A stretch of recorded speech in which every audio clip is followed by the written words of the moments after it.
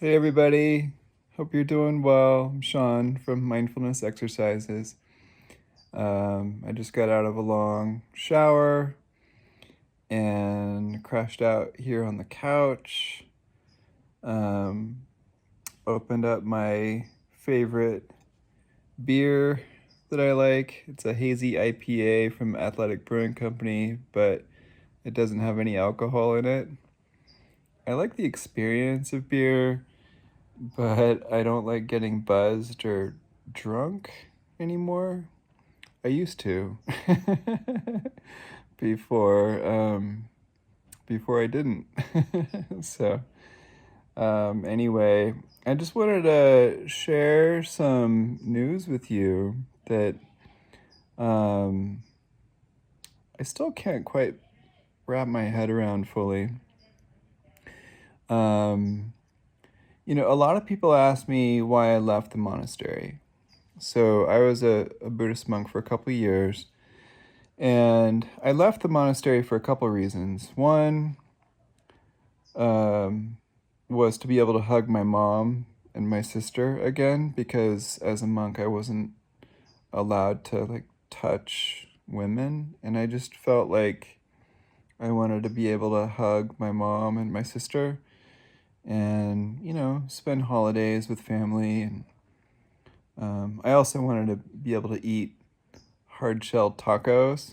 I know that sounds funny, but as a monk in the tradition I was in, which was in the same tradition as Jack Cornfield and a lot of other teachers, you can't um, eat things by taking a bite out of something um, while you're holding it with your hands. So you can't like hold a taco or a burger or something and take a bite out of it while you're using your hands. You have to like cut it first, and then whatever can fit on your fork or spoon, um, or in your fingers, you have to be able to fit in your mouth in kind of a neat, tidy, elegant way. But you can't like bite something and then put the rest of it down. Anyway, I digress. I like tacos, but but the I guess the bigger reason why I left the monastery is because I felt like with the state of our planet, we needed help with um, climate change, really. I mean, there's a lot of growing anxiety and depression and stress and stuff around, addiction. And there's so many challenges in the world, obviously. Politics, nuclear war. There's no shortage of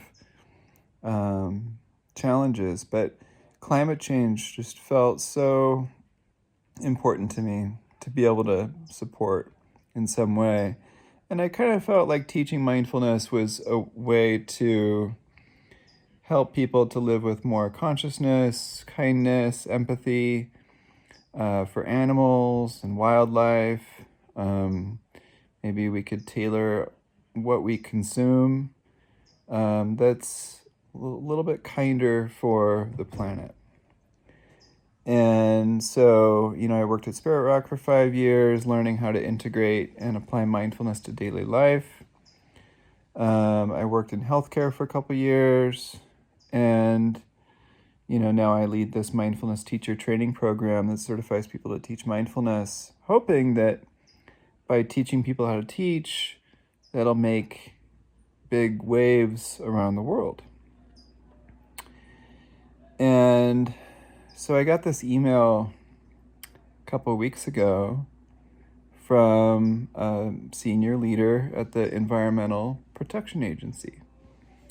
And she and a few of her colleagues are actually in my mindfulness meditation teacher training program where we certify people to teach mindfulness.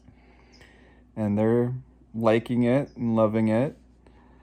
And they are sharing mindfulness trainings throughout the EPA, which has thousands of people across the country in it. And they want to sign up like 15 or 20 more people. in the next round in hopes to further spread it around the EPA and also to plant seeds for a mindful Fed, like a federal, nationwide mindfulness program for like every federal agency of the US. And just on a personal level, it's surprising that the federal government would be open to something like this because, 20 years ago, not many companies were even exploring this, or schools. But in the last 20 years, we've seen this sea change, pun not intended, where now it's much more mainstream. The science is clear that mindfulness helps reduce stress and anxiety, fosters more empathic and compassionate communication, and just restores our well-being and our mental health and our physical health, and is really helpful for senior leaders, for management, for people sort of on the front lines. And so I guess it's surprising to me, if you had told me that 20 years ago, but it's just an indication that this is the real deal, that mindfulness actually makes a big difference in organizations and companies and nonprofits and institutions. Like, you see it in the military. We've had several Navy SEALs in our certification program. The places you might least expect it. And it's beautiful and inspiring to me. And I just feel really grateful to be involved in this in a very small way, but it feels really good because, again, when I left the monastery, I could never have dreamed that I would be helping people to help others in the federal government like this, with the Forest Service and the Navy, Housing Department, NOAA. There's so many agencies interested now in these trainings that are kind of tied in with this EPA, this mindful EPA program. And so it's kind of come full circle in a way. And I feel like it's sweet to like celebrate that, and just continue my pledge to helping as many people as I can practice mindfulness and integrate it into more aspects of their life, whether it's in the workplace or not.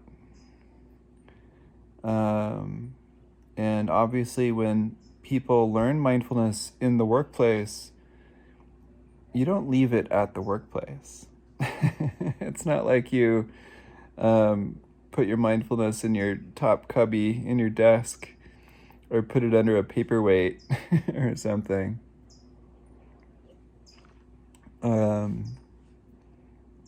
You bring it home because it's in you. It's in your body and your heart. And the more mindful we are at work, the more we can practice being mindful at home with our spouse, with our kids, with our loved ones, with how we make decisions around what we buy, what we eat, how we talk to people. So So yeah, so I just wanted to share that news. I feel really happy about it. I think it's a sign of like hope and optimism for our future as a country, as a planet, as a species. There's so many people doing so many good things in the world. Um, Mindfulness, meditation teachers, and beyond.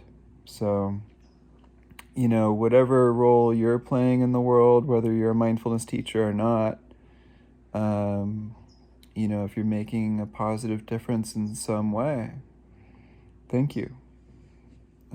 We need more people doing good things, and there are many, many people already doing good things. But I think there's a lot of signs of hope and optimism. Yeah, and let's continue planting these seeds for goodness. So yeah, those are my thoughts. I hope you're having a good day. Thanks for sticking with me here. I know this is a long video, but I guess I had a lot to share. Feel free to leave a comment below on what you think about this. What good are you doing in the world? I think it'd be inspiring for other people to see what you're up to. Whether it's making people smile in some way, or if you're a therapist or a teacher, maybe you're doing business, doing something that feels worthwhile and fulfilling. Let me know. Let us know. Also, if you're interested in teaching mindfulness or getting certified to teach meditation, I'll put a link down below for that as well. If you have any questions, feel free to let me know. All right, well, cheers, everybody. Take good care, and I'll see you again later. Bye.